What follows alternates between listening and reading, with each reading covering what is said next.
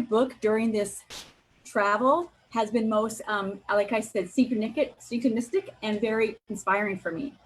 And so I want you to know, one, it's already personally touched my life, and very near and dear. So I hope that inspires everyone to get your book and read it. Two, now I'm curious, how you're managing through this pandemic, and if or if not, it relates to your book. You're on mute, so I want to let you know that someone knows that. Now, sorry, I didn't know I was on mute. Thank you. First of all, congratulations to your daddy, and I hope you'll write that story up, because it's an important story that people understand that they can be number 3, because I don't want to be in judgment of our great medical community. We have the best in the world. I live right here by Mayo Clinic in Scottsdale, which is $12 billion a year, and I'm close friends with a lot of them. But the problem is they're trained to look at what's sick, what's wrong, and diagnose it from dis-ease, and not figuring out how to get back to ease, which is the dis without the dis. So number one is, and I did write 3 books ago, I wrote a book called The Miracles in You. And that's fascinating. So, and then number 2 is that, how am I handling it? I got COVID like 4 weeks ago on a Wednesday morning at 5:31, and I thought I was dead. And now I'd taken hydrochloroquine 50 years ago. I was a student ambassador to India. They thought I was smart, and you had to take it then to get rid of malaria, which God, I wish Mother Teresa had taken it, right? Because then she'd still be alive, and got a lot of people. Anyhow, I knew that if you took it immediately, you'd be okay. I'd gotten it in Mexico fortuitously, and Z-Pak, I took that, and unfortunately I was delirious at 5:31 in the morning. I felt dead already, and my electric system was shutting down. So I thought, oh my God. And I didn't even want to wake up my wife or the family and tell them what is happening. So I went into my office, and I thought it was 50 milligrams, and it was actually 500. So I took a dose, you're supposed to do 200 3 times a day, and it really does work. That's what I like everyone to listen to. And you got to get it in advance, because you got to have it. And I know the medical community is controversial, but you got to watch Plandemic and see what the truth and reality is of all this stuff. As far as I'm concerned, can't hurt you to watch a movie that is controversial.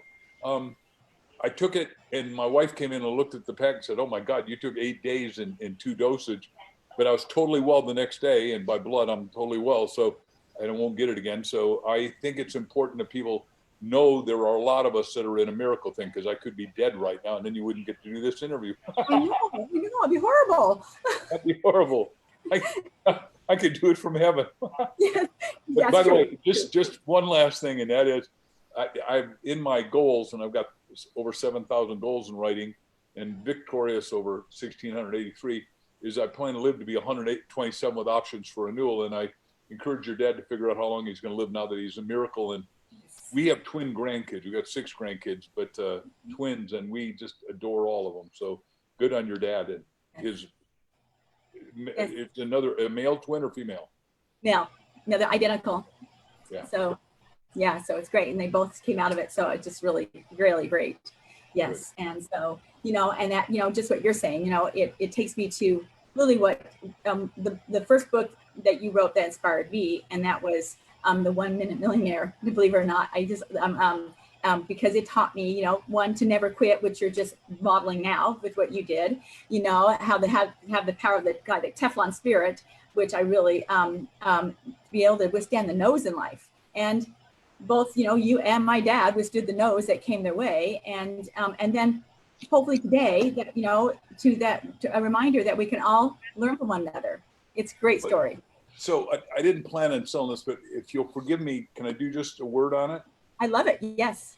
Okay. First of all, what is astounding to me is that we've been doing podcasts now, like 78 of them, literally around the world, all over America, Canada, Israel, Africa, Australia. And almost everybody that's doing a podcast, like even yesterday, a guy in Switzerland said, that's the book that made me worth $20 million. And I go, holy cow. Because what Bob Allen and I wrote this 1 Minute Millionaire, and the butterfly is a universal symbol of illumination. It is the times we're in. As a trauma therapist, you can't look at caterpillar, predict chrysalis or cocoon, for those of you that don't know the word, and then predict that we're coming into butterfly. We're all in the cocoon. 8 billion of us are in this cocoon. And what's amazing is my wife and I have gotten hired to Vietnam at 75 grand to talk. the last 2 years until COVID, we were booked there again. And this is the #1 book bestseller in Vietnam because I am working to prevent communism. I don't like communism, totalitarianism, fascism, or socialism. My parents came out of Denmark to get rid of socialism, and I'm a total capitalist. But this, for those of you that don't know, it's 2 books in one. On the left-hand side, your left brain, it teaches 24 principles. Right-hand side is your right brain, a story that I think we're going to be making into a movie shortly. But I don't know if you can see it on the screen, but there's a little butterfly and it's purple because I won't do any project, and I encourage you to do the same, especially now, that isn't 3 things. Number 1, it's got to be unique. All my books are unique. 309 bestsellers are unique. Number 2, it's got to be transformational. And I'm talking at a cellular, mental, physical level. And number 3, it's got to be inevitable. If the people read it, they don't forget the stuff I've written. And it's inevitable that they'll talk about it because I want all of you to write a book. I mean, it just, it's inevitable that you've got to write one. And I just finished this called You Have a Book in You, which you can go to my website, markvictorhansen.com. And every one of you has got something valuable to say, and you're the only one that can say it, and you're the only one that's going to get to an audience you're going to get to. You say, well, Mark's hogging all the audience. No. There are 8 billion people here, and let me just talk to that just 1 second because I get attacked on that, and I'm okay with it. But in 8 billion people on the planet, there's 8, is that only 4 billion of us can read. We need to get the other 4 billion, and the way to do that is every senior's got to come back out and teach one other person to read until we get the whole planet, because reading equals freedom, equals future, and equals fortune. It's a little bit synthesized, but I hope I haven't overstated that or taken too much airtime. No, I think that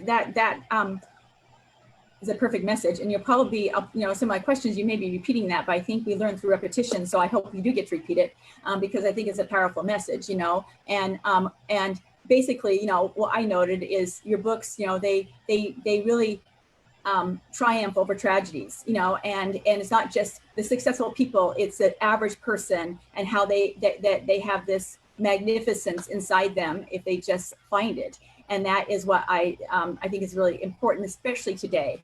There's so many people who are feeling so alone and isolated and small, unfortunately, with a pandemic and they stay-at-home orders and their fears, they're dominating this world right now.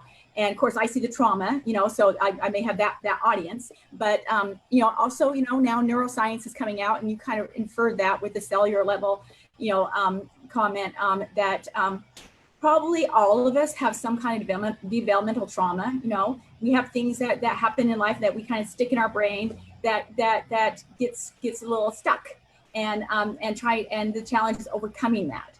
And so I'd like you to share any insights on focusing how to rise over the obstacles that show up in life, not just because of the pandemic, but when we are faced with personal challenges, failures, and fears.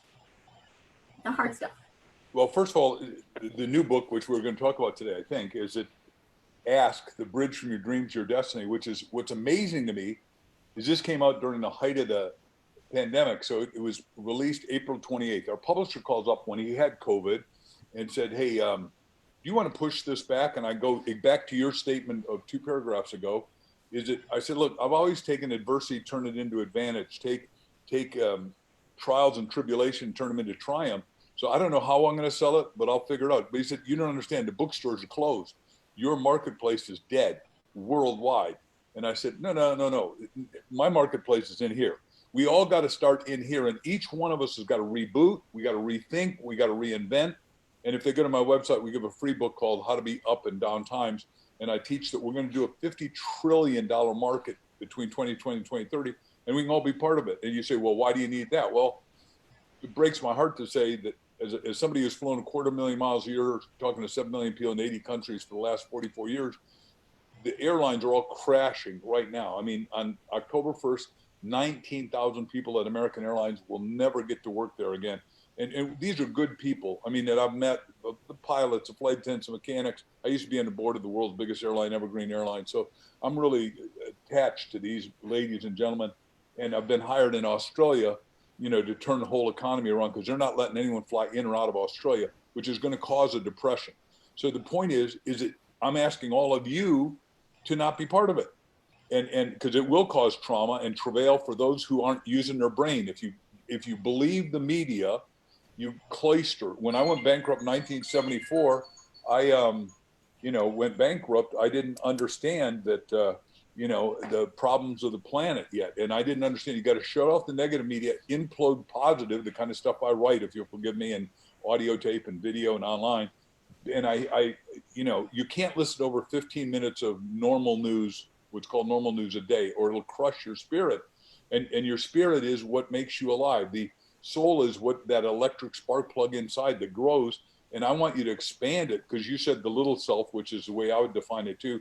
And then you got a spiritual big self. And if your big self is, we call it hyped or puffed up or enlightened or enlivened. And Crystal and I, my wife and I, are saying the only way to open up your mind is with questions.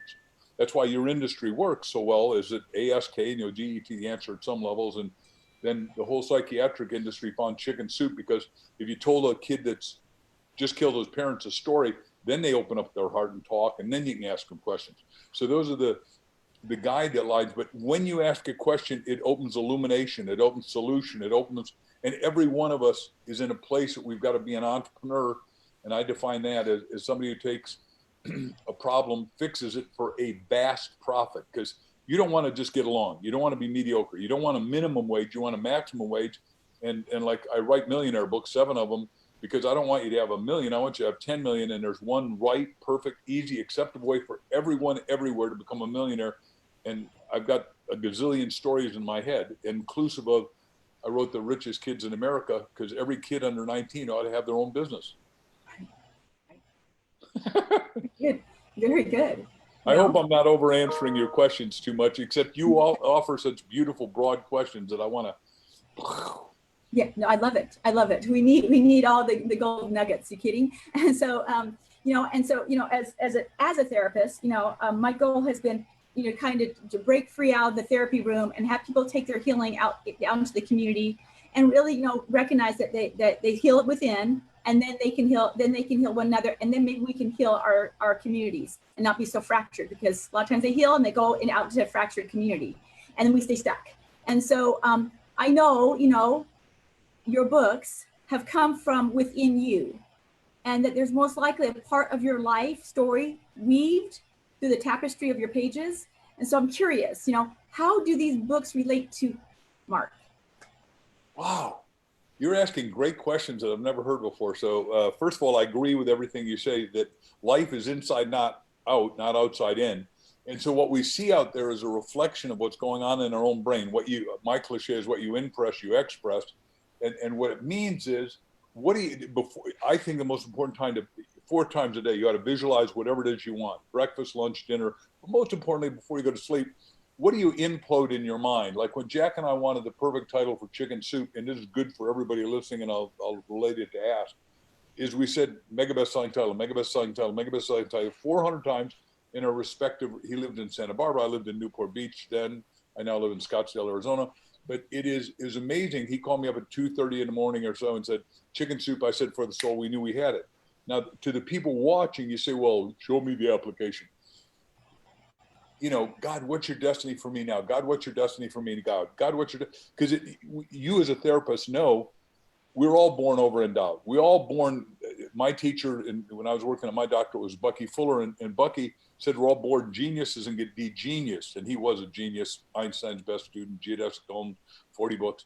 And I traveled with Dr. Fuller for 7 years. So I really sort of got comprehensive thinking and no synergetics, all kinds of stuff that nobody wants to even know about. But the fact of the matter is that you grow inside, then you can expand outside. And all of us need to be reading something positive, uplifting, inspiring every day.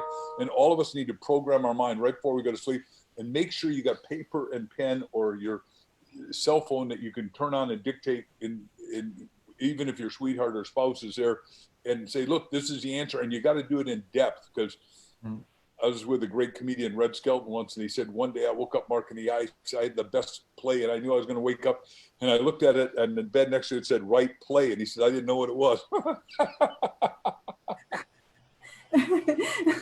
That's so true. So how come you say write in depth, and you say, everyone should write their story, everyone should write a book, How come? When you write, first of all, you have to think it through, and you start to find out who you really are. Remember, Socrates said that great thing, which we put in here. We started to ask with the unexamined life's not worth living, and it's not. So, you know, for you, most of us out there are going to compute rather than long hair. Although my friend Nora Roberts writes 55,000 words. She writes one book every 2 weeks. She's astounding, and her good books. But she is, I'm going to tell you, she's channeling. Now, she won't claim that, but I'm claiming one trainer leader to another that because she pours out really good stuff. And we run a site of 50 million Diet Coke cases for 6 months and raise enough money to get 15,000 kids in Boys and Girls Clubs for Coca-Cola. So, you know, or Diet Coke, actually, we're inside Diet Coke. My Chicken Soup for the Romantic Soul and her Hidden Riches. And we just, you know, we were together a couple of times and said, why don't we do this and just get it done? And it ended up taking that book to #1 for 58 weeks because it's called Bypass Marketing. But the point is, everyone needs to write to find out who they are. And it refines you, it defines you, and it confines you for a while so that you can explode. And right now we're in this cocoon, like I said. You can't look at caterpillar and predict butterfly. And this cocoon is, let's say it's God's gift to us. And you say, well, show me spiritually with that. Well, if you know the Bible, and like I showed the first book I did, when you can't outsell the Bible, I did Chicken Soup for the Soul Bible and sold 70,000 a week at Walmart. So, and I'm the one who did this.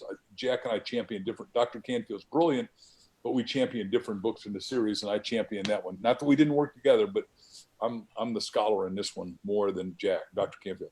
Anyhow, so little stories get you to big story. The point is that when the first story is that's critical is Joseph in the many-colored coat, which I'm sure you know, but he gets put in jail as an innocent for 13 years. The point is that's what confined him, so he could end up running the empire, coming out, reading the dreams of the Pharaoh, and said, look, during prosperity, which we're going to go out of this cocoon into greatest prosperity ever. I really believe that for that book I told says, here's the businesses that are about to explode, like we're about to take all the garbage in America, and my cliche is turn trash into cash. We got 10,000 landfills. All of us create 5 pounds of garbage a day. It'll kill us if we don't do what I'm recommending. And I'm on the board of a company called QCI. And they've spent 20 years, $300 million figuring out how you take glass back to glass, water to water, plastic to plastic, minerals to minerals. And we need them in America. But once you got the resources, that's what made America rich. We had all these resources and we used them well with entrepreneurs. And like I said, an entrepreneur takes a problem and solves it for everybody and makes a vast profit, which everyone can do. That is great. That is great. Sorry if I'm over answering, but you just open up these wonderful windows of opportunity. That's what I want. You know, I very selfishly want everything you can get out of you. You know, so then what, a lot of times people will come back to me and they'll say, okay, Cheri, all this is really great, but I'm scared. You don't understand. I'm facing devastation. I'm facing loss greater than I've ever faced. You know, how do you sustain hope? How do you give them hope? Okay, so 2 parts of that. First of all, my own story. In 1974, I went bankrupt, lost $2 million in one day. And I asked the wrong question. This is about our book Ask. So you got to, you know, because we're saying you got to ask yourself, ask others, and ask God. Right. And all of them are integrated, and at different times you got to do different. But I said, well, you know, I just lost all that money and I feel trashed. I want to cut my wrists, and I feel scared, and I feel frustrated. I feel anxious. I feel doubtful. I'm sleeping in front of another guy's room in a sleeping bag for 6 months. So I'm below zero. And I think my self-worth and net worth were the same. I now know they're not. What our answer is, you got to build your self-worth, and then your net worth will go up, right? Your self-worth creates your net worth, but you got to work on yourself and read positive stuff, listen to positive stuff, hang out positive podcasts like this, and keep elevating yourself in spite of what's going around, because there's always adversity. The world is always on fire. When I was head of the Red Cross as their spokesperson for a year, we had 7 major traumas in America a year. Well, hell, we've had 7 a month. We got California burning. We got the worst hurricane, humma. I don't have to go through any of that.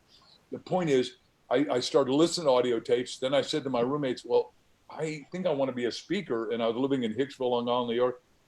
And I said, I want to talk to people that care about things that matter. that would make a life-changing difference, which has been my mantra, Soda. And they said, look, this kid is talking out in Hauppauge. He's a few years older than you, but he's wowsome.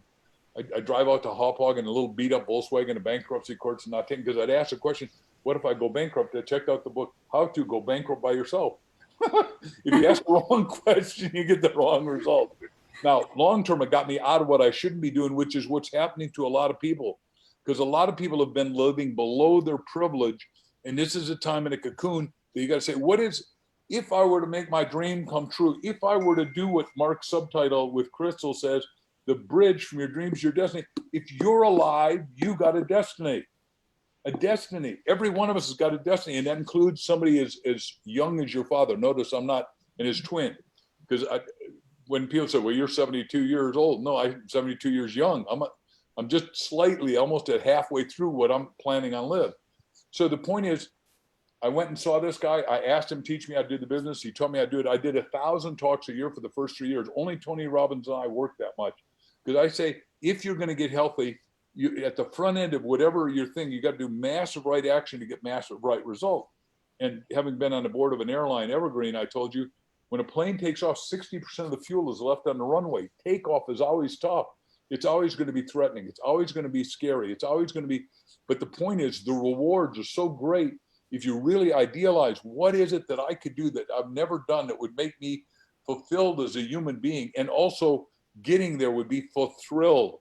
In other words, if you're thrilled at a cellular level and an excitement level, and you re-engineer yourself backwards and say, in a year I'll be here, or 5 years I'll be there, it makes it worthwhile. And understand, COVID is temporary. I've given a solution, and there's going to be more solutions. And one is keep your immune system strong and never get sick. Right. Easy to say, but the first thing as a therapist, the positivity is the best molecule builder and let me just do that. We did Chicken Soup for the Surviving Soul, 101 Ways to Beat Cancer. And the first line I wrote was that every oncologist, every cancer doctor dies of cancer. Why? Because they scan for cancer on everybody else. They start scanning, oh my God, what about my liver? What about the pancreas? You know, and they make themselves sick, called self-fulfilling prophecy. You're a master of this, and you know what I'm talking about. I'm telling everybody, you got to have self-fulfilling prophecy that's going to be good. And some people say, well, you're Pollyannish and a placebo. I said, a lot of people read my books and gotten millions and happy, and they're healthy and they're whole, and they're going to survive, right? Right. And I even wrote down, you know, as I'm thinking about talking to you, and that is, you know, what the one thing I learned from you is that things just don't happen. We have to make life happen. And you're just saying that right there. And I'm a real, I ponder a lot on that there is oppositional things, you know, and so when an obstacle happens, you know, I look for what the opposite is. So if something bad happens, I know something good is right around the corner, and that's kind of my philosophy, how I keep going. And I love that the fact your book talks about a bridge, and the first thing caught my eye because when I use the phrase transformational bridge all the time. And so one of my hobbies I like to do is I like to go run, to do my pondering, my meditation, and especially when we travel, I like to go run in new places. And the one thing I look for is a bridge. And so I go run and I find a bridge, whether it's in the woods, on the ski slopes, or middle of Manhattan. I look for a bridge, and then I purposely cross that bridge, thinking about my transformation that I'm making at the moment. And so it's been a little ritual. And so your book kind of resonated that way with me. And because I think if we always look for transformations, like the caterpillar to the butterfly, then we'll get there. So that lesson, it's real. And so I applaud you for that. I hope you take a picture of you on every one of those bridges when you're running, assuming you got your cell phone. Good. And you ought to post them on it's such a great metaphor, because we're all on this bridge. And some of us are more letting ourselves believe nonsense that we should be shut down, that we shouldn't have friends, that we should wear a mask everywhere we go. That the fact is, a mask cuts off 20% of your air to your lungs, and it makes you weaker. And if you stay inside all the time, you get weaker. We know we need, I happen to live in a sunshine state, but we need vitamin D, and it's good to take supplements, which I take a lot of every day, 78, but it is better to get, like my wife and I were out walking way before dawn as the sun was coming up, and we live in the mountains. So, you know, we're mountain climbers and hikers. So, and I've done all of them. I've done Whitney here and Fuji and Kilimanjaro and you name it, I've been there already. That is So, great. but I'm glad you're exercising so hard. And that's one of the other things here is that you got to take care of you got to ask yourself, what am I going to do to take care of this physical temple? Because if you let the physical temple go down, the mental temple goes down and the spiritual temple's out. And the model that we do in the book Ask, as you know, is a triangle, which we say the first thing you got to take care of. The top of the triangle is not love, what the Bible says, which is great, but it's health. Second, from my point of view, is love. Because if you haven't got your health, like you just saw in your dad and uncle, and fearfully for you and the rest of your family, if you're on a ventilator, your love is not very complete. You can't hug, you can't be, you can't think. And then the third thing is freedom. That's the triangle that my wife and I believe, and we encourage people to, you pick your own value triangle, but the value triangle for us is, how do you maximize your health so you are resilient? Because I don't get sick. And so COVID was just, oh my God, my lights are going out here. And I could feel the electricity in my whole auric body. And I thought, this sucks. I thought, I'm done for. And I was sweating and chilled at the same time, went through 3 t-shirts in a few minutes. I went, oh yeah, this is bad. That is bad. I'm so glad you covered from it, because it's an invisible thing, and we've got to, prepare for it. So yeah, it's an invisible enemy, but that enemy is called the other enemy, which we go through in the book, the 7 roadblocks to asking, and fear is one of them. And the trouble with fear is it always comes with uncertainty, which is overwhelming if you let it be. And what happens is, back to a question you asked earlier, and I hope I answered it, but you got to have the courage to squish it. And if you don't have the courage, ladies and gentlemen, Dr. Cheri and I are giving you the courage. We are saying, hey, look, we're here as your invisible defense system until you can get a bigger defense system. Now, if you're really pro God and angels and archangels, use that as your artillery too, because you got them potentially 10,000 at your right and 10,000 at your left. I don't know how many of you know the Bible, but Charlie Trent Jr. used to say when I did Chicken Soup with the Bible, Mark, you may be the only Bible that I ever read, so you better be good. I said, I'll do the best I can, Charlie. I never thought about it, but I'll be the best I can.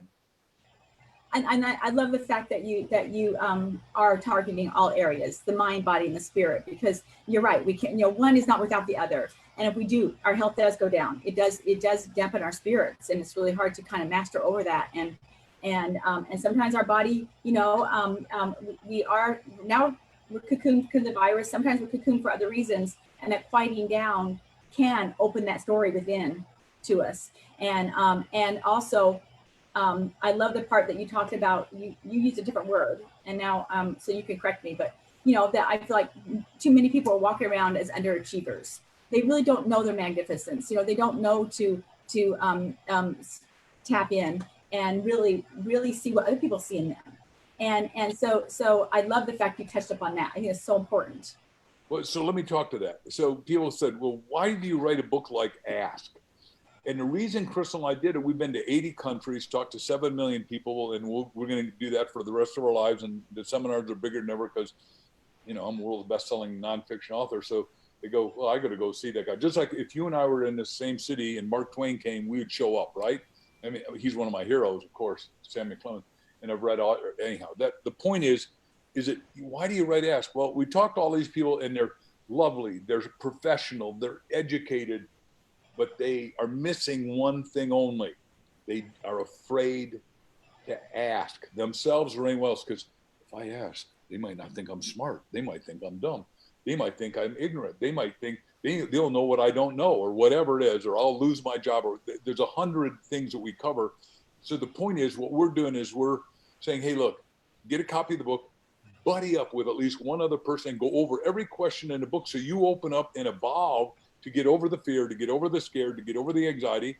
Then the other thing is, if you know somebody that's fearful, doubtful, pensive, or even worse, suicidal, get 10 books and give them away, because once you start giving away books, people are going to talk to you about books. It's going to open up your whole life. Like we just, I think I won't use the girl's name, but a girl called me yesterday, senior in college, #1 in her class. And she said, hey, look, I started a book club because of you. We got 150 girls in my sorority. Every one of them's reading your book, Ask, and it's changing the lives. And a lot of these girls were suicidal because they didn't think they were going to get a job. They didn't think they had a future. They didn't think they could have a husband. They didn't, and I'd like to talk to any one of those areas with you if we have time. But she said, it has just transformed us. I had to get a hold of you, and you know, I called your best friend to get you to talk to me, because I bet you don't talk to students. I said, no, everybody's got to have. Art Linkler and I wrote a book called How to Make the Rest of Your Life Best Your Life. And we said, you look, over 40, you need to have 2 20-somethings in your life that you're a mentee to as much as you can. I said, so to this young lady, I said, you know, I can't believe what you're doing. So God bless you for starting a book club and having it in, because everyone should be reading more and leading more, I think. Yes, very much so, very much so. So you said you wanted to expand on those areas. Well, let me do the single one just for a second. Love it. I went through a very painful divorce way long ago, but I said, well, I believe, figure out what you want, right? Ask yourself, what do I really want? And then put it in writing. And I wrote down 267 things I needed in my ideal wife, attributes, characteristics. We had to have the same values. We had to both love to travel. She had to own her own business because somebody married me for my wallet the first time. And that's not like a good marriage at all. And it's very, very painful at every level. So I wrote down all these things. We had to burst with joy. She had to be a great dresser. She had to love people, because, you know, not everybody likes people, and yet be able to spend time alone. And so Crystal showed up at a seminar. Her mother had sent her to this seminar because she was just writing her own books. And it was amazing. I saw her and she had this angelic glow. I asked, and the guy said, yeah, she's divorced a long time. So ends up, we're at the VIP meeting, and I'm surrounded with throngs of people all wanting 2 minutes to know how to write a bestseller. And I'm going, oh, great. But the lady over across the way spills red wine all over her white pants. I immediately part the seas from all these people, run over, and I say, I know where the club soda is. Can I get you some? Long story short, I say, look, it's 9:30. It's a Saturday night. I can't stay here and eat. If you'll let me take you out to dinner, we got to go off property because there's a couple thousand people here that want to talk to me, and it isn't going to happen. She said, yeah, okay. We get to this great restaurant, #1 restaurant in Hollywood, and the lines are long, late. And I go, oh, $100 bill won't get me in. So what do? We walk up, and the guy, you've seen pictures of Crystal, I suspect. She's radiantly beautiful and was a top model and all that stuff. So the guy looks at her, and his mind's going through People magazine, In Style, and going, okay, who is she? And remember, I teach ask is the formula to life. I really believe that. That's why there's a best-selling book, and more people are going to buy it than ever. And I'm so thankful that we could figure out this simple little ask book. Guy says, who is she? I said, you don't recognize her? And now the guy's going at he's on steroids, and he's done for it. And he says, okay, I give up. Who is she?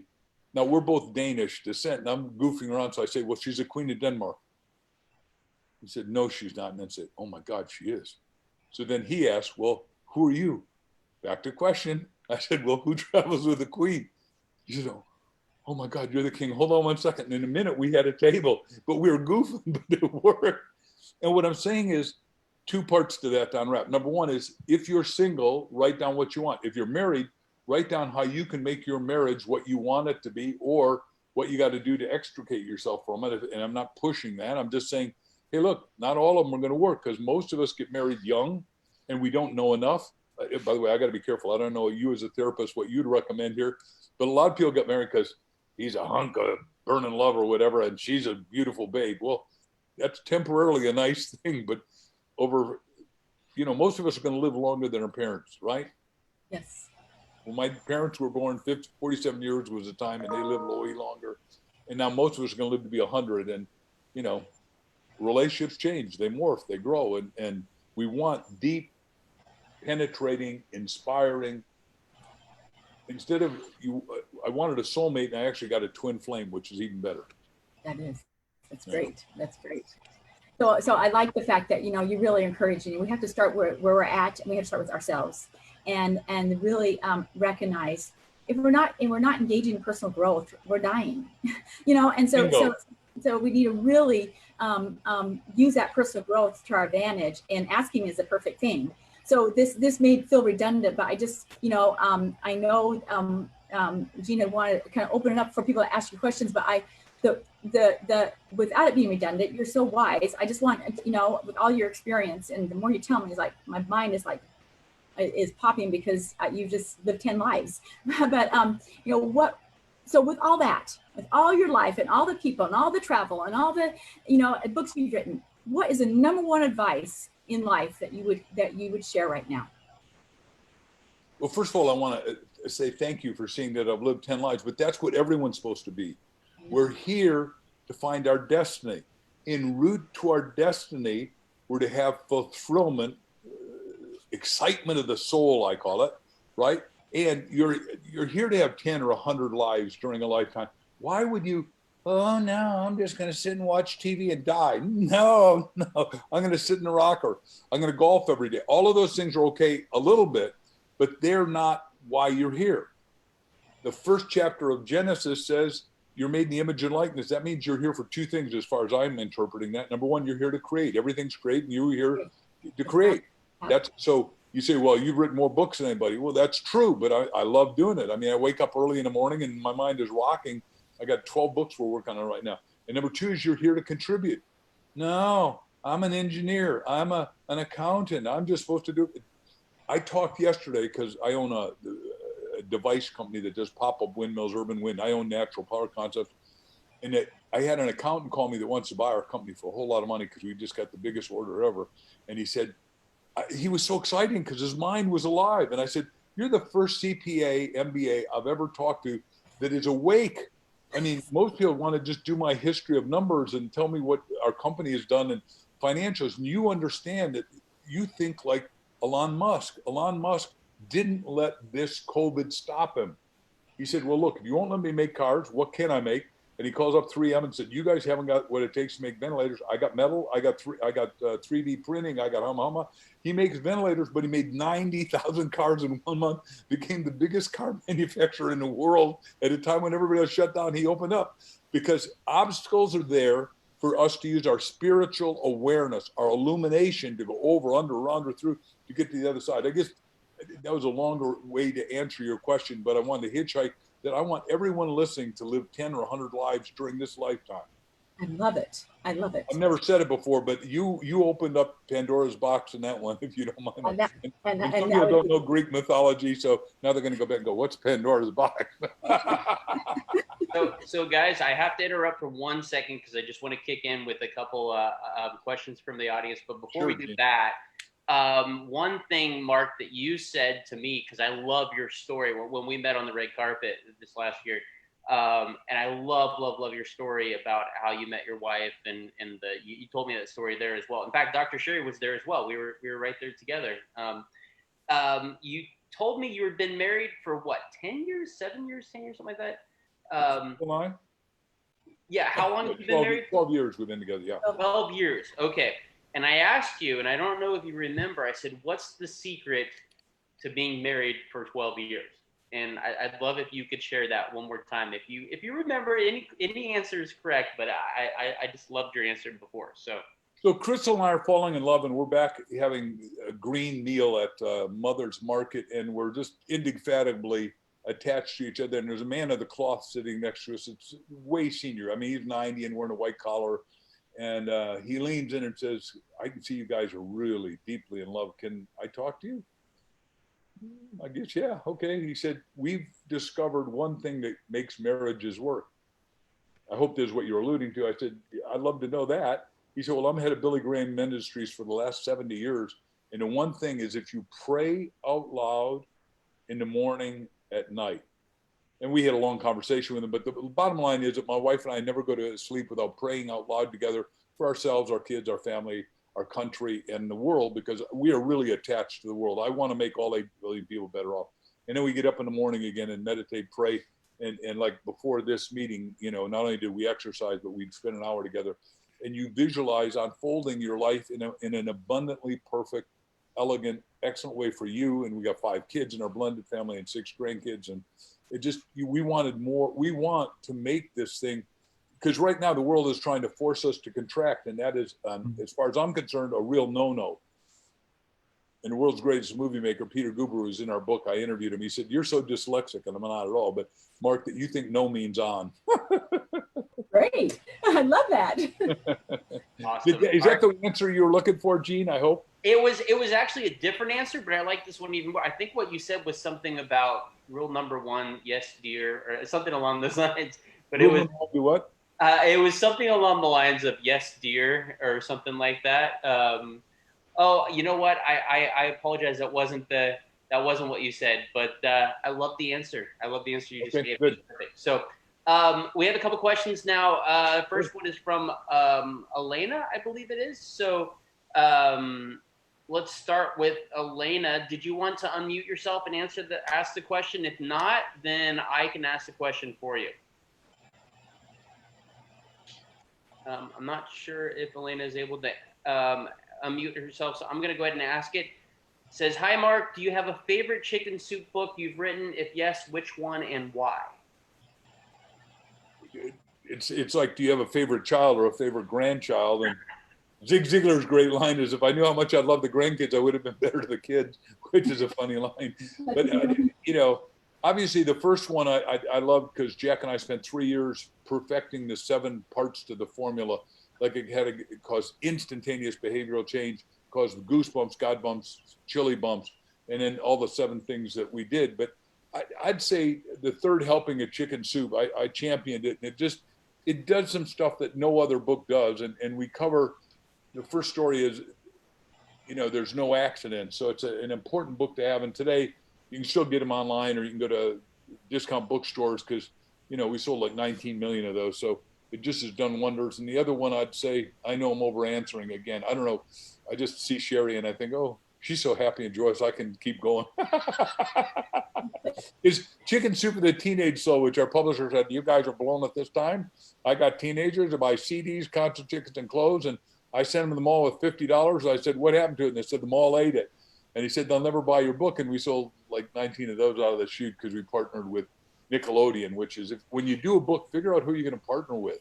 And there's every company needs somebody to be their champion and write for them nowadays. And we're champion for a couple $1 billion companies now. We're going to change the world again. I literally want to make the world open up. And I got a couple companies that are saying, yep, let's do it. Awesome. The next question is, it's a simple one. It's from Terrence. Terrence, did you want to ask your question? You know what? Why don't I just ask the questions? I'll just read them. Terrence wants to know, is that Jesus in the background? The picture behind you. Oh, the picture. Oh, well, first of all, I got that one. Let me show you. What happens is that we have a kid that when I did Chicken Soup for the, when I did Richest Kids in America, I'm blanking on her name right now, but she does these great pictures. I'm going to show you one other because we're in my office. She made $1 million with this when she was 8 years old. And Akia, and there's, I don't know, can you guys see it? This is God's hand. I love it. Yeah, and that's obviously signed to me. Akiana, whose parents happen to be atheists, which is really amazing. And God chose her to be their kid and do all these phenomenal pictures of Jesus and that. And if you've never gone on to look at her artwork, you know, she's just, you know, and she gifted me because I brought her to all the seminars and the people couldn't believe it. And then I got to tell you one other thing. Her little brother, who's inspired by her, she was 13 when I started bringing her to the seminars and making several million a year by artwork. Because this thing about, well, you got to finish college before you can be an artist or an engineer. All of us have some talent, some superpower, I believe, that you can manifest. So personally, I'm very spiritual. We are doing stuff now in the church market. Like as of yesterday, 75,000 ministers in the churches that are not allowed to open asked if I would bring Ask through their books, because the people can't come out to church, which is another communist incisive thing. Now, remember, I worked in China and I love the Chinese people. I just hate the CCP. The Chinese Communist Party is the first line in the book, like Hitler's line in Mein Kampf was, today Germany, tomorrow the world. And he would have done it except for America, Winston Churchill, Australia and Canada getting together and stopping it. The same thing here. This guy he's taken over Hong Kong. He wants to take over Taiwan. Some of you are not political and you're ignorant of geopolitical forces. This guy's a danger. This guy's fighting America right now, and he's keeping COVID to screw us up. And it's not okay with me. So the churches have come to me and said, hey, look, would you teach every minister how to get the parishioners back? And I said, boy, heck of a big assignment, but let's have a Zoom call with 75,000 people. I mean, we're touching the head of the arm. And by the way, you just froze for a second. And I'll just, Gene, did you see that too? I didn't see the freeze, but everything looks good to me. But Yeah, it looks good again. Okay. just really quick, the next thing is, and I don't know who wrote it because it says David, but it's definitely not David. For some reason, his name showed up on a couple of people. It said Mark's principles work. He was my first introduction to personal development back in the 80s. After my 5-year-old son, little Dennis, was killed while I was serving a 40-year prison term. I wrote to him, and a few weeks later, I received a 4-cassette audio tape series. Wow, Mark, that's awesome. How to Outperform Yourself Totally, which changed my life. Thanks, Mark. You rock. Well, first of all, thank you. Because our goal, like I said, do you mind unmuting yourself and just saying hi and introducing yourself really quick? Do you mind doing that? It says Dennis Mitchell. Dennis? Uh-huh. Okay, Dennis, thank you. Did you want to say hi? I can't hear him. For some reason, we're not getting audio, but thank you. Can I, you know, we get a lot of letters from prisoners, and we did Chicken Soup with the Prisoner Soul because we want to help people to understand our prison systems work against people. They make them less than, they shut down the spirit. And in Japan, they train people with self-help action, and there's no recidivism because they're trained by samurai warriors. So you don't mess with it. And in America, when you and I saw each other, the three of us in line, the guy in front of me, you may remember, is the world's champion MMA, mixed martial arts guy. Oh yeah, I remember him. His name is Daniel Puder, and Daniel and I have become great friends. I mean, he weighs 350 pounds. And if you're going to, and he did it because he was bullied and became the world's best, undefeated. There's nobody that wipes out Daniel. And Daniel and I are like that now. But if you remember when we were on the red carpet wearing our tuxedos, he was exactly in front of my wife, Crystal, and I. And what he said is, okay, everybody in the media. Now, right behind us was our friend Demi Moore and Richard Dreyfuss. Yeah.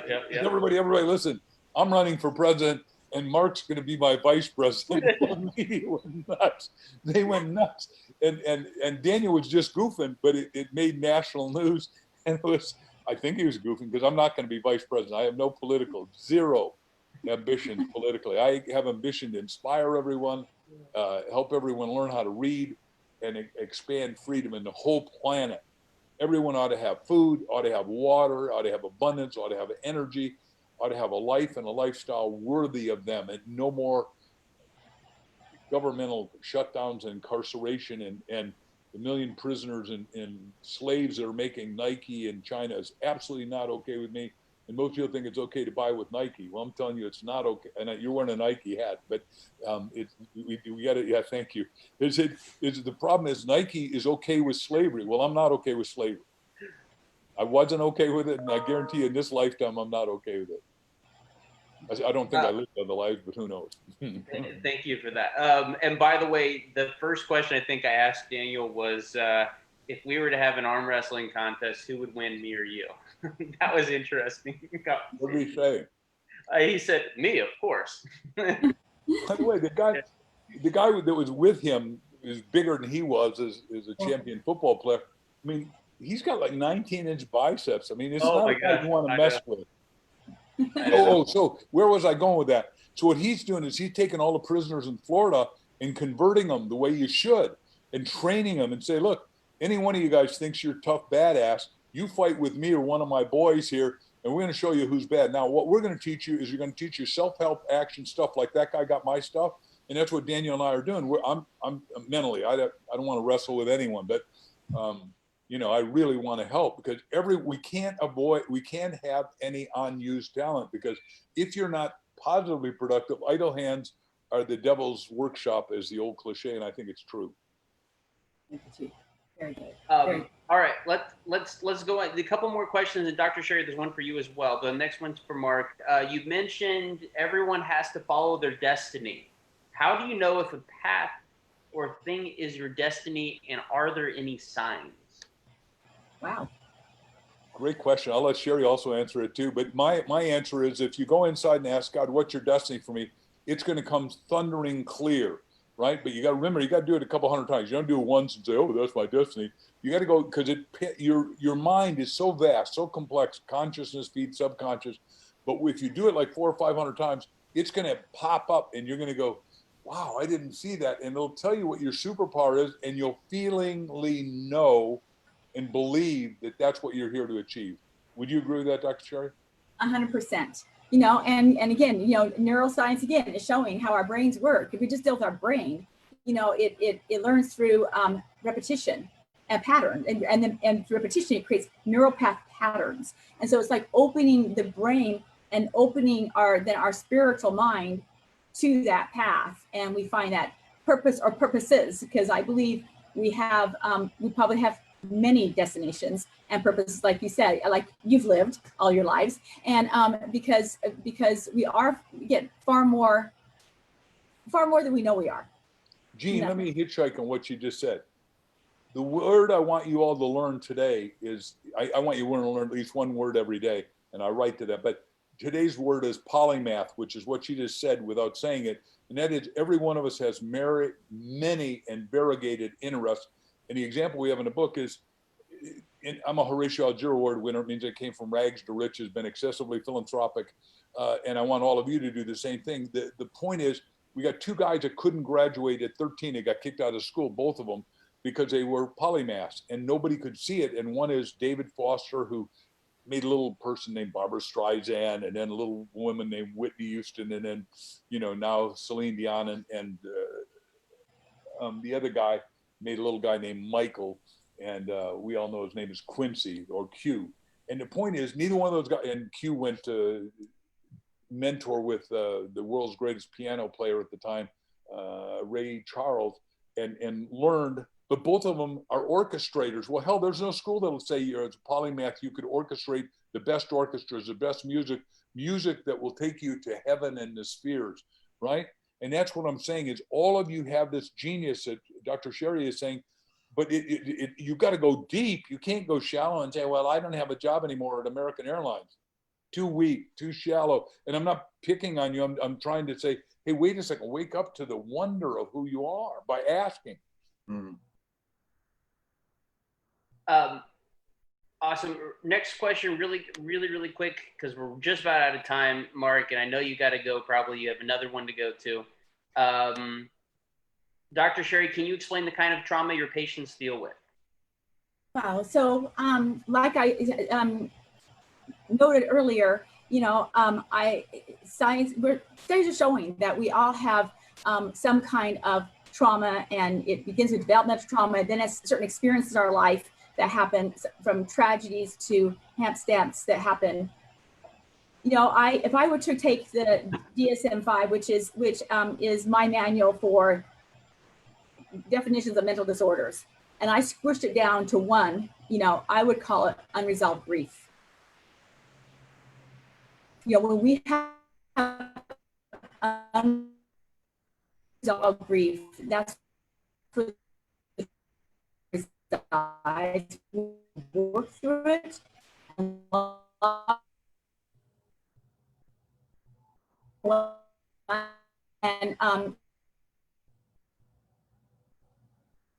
mine seems to be working. She seems to be having I think we're having a little tragedies, bank robberies. You know. I think we're having a little bit of issues with the thing, but we are out of time now, unfortunately, guys. We do have to run. Thank you so much for coming on today, Mark. This was incredible. Any last words of advice that you have, or Dr. Cheri that you have before we part?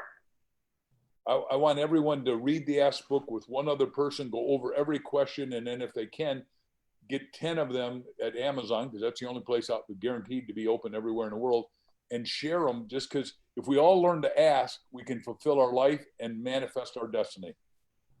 Excellent. Cheri, what last words of advice do you have?